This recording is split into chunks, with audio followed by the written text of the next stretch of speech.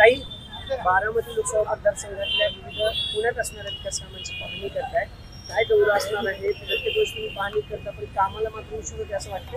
हो, अर्थातच ज्या गतीने काम व्हायला पाहिजे त्या गतीने होत नाही, म्हणून तर दर महिन्याला रिव्ह्यू घ्यावा लागतो. पण आज म्युन्सिपल कमिशनर हेही स्वतः येत आहेत आणि आम्ही दोघं मिळून कात्रज पासून धायरी आणि त्या संपूर्ण पुढचा भाग वारच्यापर्यंत आज दिवसभरात हा पट्टा जो आहे आजचा रिव्ह्यू हा कात्रज चौक टू वारजे चौक त्याचा पुढ्या जो ट्रॅफिकचा प्रश्न आहे तो रिव्ह्यू करायला मी आणि पुण्याचे कमिशनर आणि माझे सगळे सहकारी ज्यांनी अनेक वर्ष या भागात नगरसेवक म्हणून काम केलेले आम्ही सगळे रिव्ह्यू घेतो. ताई, पंतप्रधान नरेंद्र मोदींचा वाढदिवस आहे, देशभरात विविध कार्यक्रमांचं आयोजन करण्यात आलंय. कसं बघताय? एकीकडे राज्याचा विचार केला तर दुष्काळांसारखे प्रश्न आहेत, पाऊस आणि एक तर हे दोन वेगळे विषय आहेत. मला वाटतं माननीय प्रधानमंत्र्यांचा वाढदिवस आहे, मग आपण सगळ्यांनीच मिळून देशाच्या प्रधानमंत्र्यांना मनापासून शुभेच्छा दिल्या पाहिजेत. एक हा पहिला मुद्दा, हा एक भाग. दुसरा भाग हा महाराष्ट्राच्या बद्दल हा एक वेगळा विषय आहे. 1 महिन्यापूर्वी मी स्वतः माननीय होम मिनिस्टर अमित शहाजींना भेटायला गेले होते आणि 1 महिन्यापूर्वीच मी त्यांना विनंती केली होती की महाराष्ट्रात ओला दुष्काळ जाहीर करा. आता तुम्ही म्हणाल अमित भाई शहाचा काय संबंध? ते तर होम मिनिस्टर आहेत या देशाचे. त्यांच्याकडे 2 पोर्टफोलिओज आहेत, एक सहकारचा आहे आणि एक होम मिनिस्ट्री आहे. जेव्हा अशा काही टोकाच्या गोष्टी होतात, जेव्हा अतिवृष्टी होते, तेव्हा होम मिनिस्ट्रीची NDRFची जी टीम आहे ती मदत करते. हा पहिला भाग. आणि सरसकट कर्जमाफी जी आमची मागणी आहे शेतकऱ्यांची ती सहकार डिपार्टमेंटच्या थ्रू फायनान्स मिनिस्ट्रीला जाते.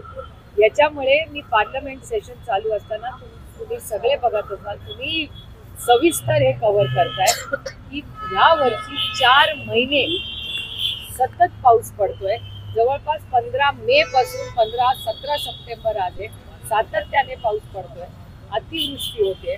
त्याच्यामुळे मी महाराष्ट्र सरकारला आम्ही अनेक वेळा मागणी केली आहे की जो शब्द दोन्ही उपमुख्यमंत्री आणि माननीय मुख्यमंत्र्यांनी दिला होता की आम्ही निवडून आल्यावर, आमचं सरकार आल्यावर सरसकट कर्जमाफी करू, आमची एवढीच विनंती आहे की मी 1 महिन्यापूर्वी अमित भाई शहांना केली होती, पुन्हा आम्हाला ती करावी लागते की ओला दुष्काळ जाहीर करा आणि सरसकट महाराष्ट्रात शेतकऱ्यांची कर्जमाफी करा. मुख्यमंत्र्यांचा एक कार्यक्रम सुरू होता ज्याच्यामध्ये ओबीसींनी गोंधळ केला आहे. ओबीसी समाजाने छत्रपती संभाजीनगरमध्ये मुख्यमंत्र्यांचं भाषण सुरू असताना आता त्यांना ताब्यात घेतलेलं आहे. ओबीसींवर अन्याय झालेला आहे अशी त्यांची भावना होती आणि त्यामुळे त्यांनी घोषणाबाजी मुख्यमंत्र्यांचं भाषण सुरू असताना दिली. मला याची काही माहिती नाही, पण जरूर मी माहिती काढून नक्की तुम्हाला माहिती. पण ही गोष्ट खरी आहे आणि आपण सगळ्यांनीच मान्य केली पाहिजे.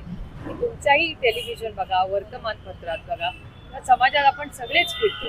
गेल्या काही महिन्यांमध्ये प्रचंड अस्वस्थता ही राज्यामध्ये, दुष्काळात ओला दुष्काळ हा मोठा विषय असेल, आज आर्थिक अडचणी आहेत, महाराष्ट्राची आर्थिक परिस्थिती आणि आरक्षणामध्ये नक्की कुणालाच कळत नाही की कुणाला आरक्षण मिळाले.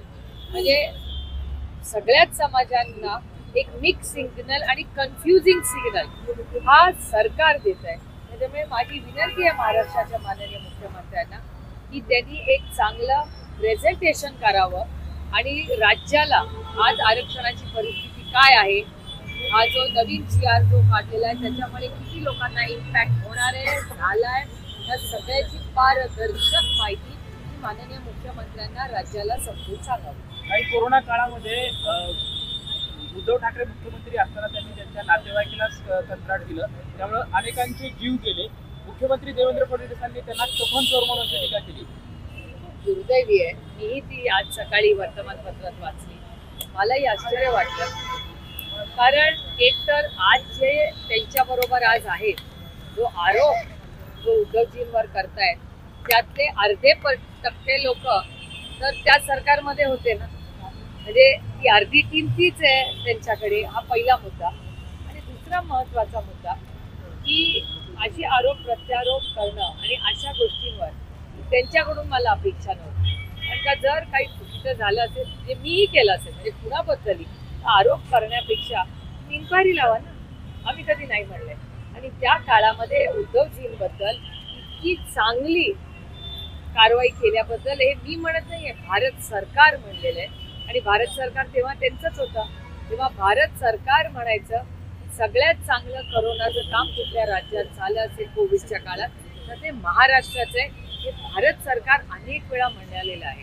तुम्ही दुर्दैव आहे की आता या इलेक्शनच्या तोंडावर आता महानगरपालिका नक्की कधी होणार आहे देवालाच ठाऊक, पण ज्या पद्धतीने काल टीका टिप्पणी झाली ती खूप दुर्दैवी होती. पुणे महानगरपालिका ना मिळकत कर पाणीपट्टी त्यांना तगादा लावते, प्रॉपर्टी सील करते. एक अहवाल असा आलाय की सरकारी कार्यालय जे आहेत कॅन्टोन्मेंट असेल किंवा MSCB असेल किंवा इतर कार्यालय असेल अशा कार्यालयांची केंद्र आणि राज्य सरकारची कार्यालय 342 कोटी रुपयांची थकबाकी आहे. महापालिकेनं अभय देते असा आरोप केला जातोय.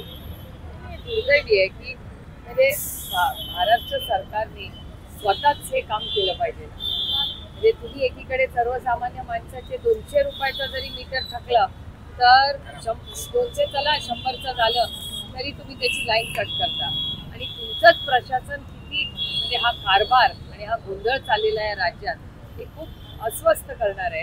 आणि त्याचबरोबर महाराष्ट्राची आर्थिक परिस्थिती एवढी बिकट असतानाही असा हलगर्जीपणा होतोय हेच या सरकारचं अपयश सातत्याने दाखवतं. पुरंदर विमानतळाबद्दल पुणे महानगर प्रशासन आहे ते सक्तीने जागा वसूल करणार असं त्यांनी आदेश काढलेला आहे. 2 दिवसाची त्यांना मुदत दिलेली. नाही, मी आजच सकाळी वर्तमानपत्रात असं वाचलं की 70% लोकांनी दिले असं वर्तमानपत्रात सरकारचं स्टेटमेंट आलेलं आहे.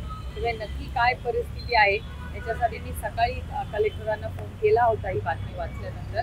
त्याच्यामुळे मी ते कुठल्या कार्यक्रमात होते. माझं आज दुपारून कलेक्टरांशी सविस्तर याची बोलणं किंवा मीटिंग होणार. धाराशिव जिल्ह्याचा एक विषय आहे की जिल्ह्यातनं 468 कोटी रुपयांचा विकास निधी प्रताप सरनाईकांनी अर्थ खात्याला पाठवला होता. त्यांच्या म्हणण्यानुसार दादा मंजुरी देत आहेत पण अधिकाऱ्यांनी हे सगळं अडवून धरलंय.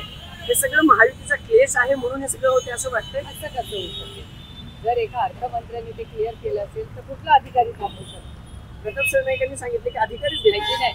म्हणजे अधिकारी देत नसतील तर हे आश्चर्य आहे. म्हणजे मग प्रशासनाचा आणि या सरकारचा काही त्या ही जी सिस्टम आहे ह्याच्यावरचा त्यांचाच जर विश्वास नसेल तर हे धक्कादायक आहे. आणि जर अधिकारी यांचं ऐकत नसतील तर हे अतिशय चिंताजनक आहे. जर अधिकारीच मंत्र्यांचं ऐकणार नसतील तर सरकार कसं चालेल? पालिका निवडणुका जानेवारीपर्यंत घ्या असं कोर्टाने म्हटलंय. खरंच वाटतं का पालिका निवडणुका होतील जानेवारीपर्यंत?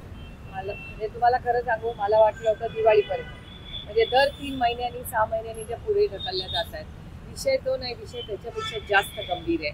या राज्यामध्ये जो हक्काचा माणूस आहे जो सुखदुःखात रोज असतो तो नगरसेवक असेल, जिल्हा परिषदचा मेंबर असेल, पंचायत समितीचा मेंबर असेल आणि सत्तेचं विकेंद्रीकरण सगळ्यात मोठी गोष्ट आहे की सत्तेचं विकेंद्रीकरण जो पंचायत राज सोल आहे म्हणजे तो खरं तर गाभा आहे त्याचा. सत्ता ही केंद्रित राहता कामा नये, त्याचं विकेंद्रीकरण झालं पाहिजे. जो विचार कैलासवासी यशवंतराव चव्हाणांनी सातत्याने मांडला त्यालाच मोडीत काढायचा कट आहे का अशी चिंता वाटायला लागली. आणि एकीकडे तुमचं सरकार एवढं चांगलं चाललंय तर तुम्ही काय इलेक्शन घेतलं?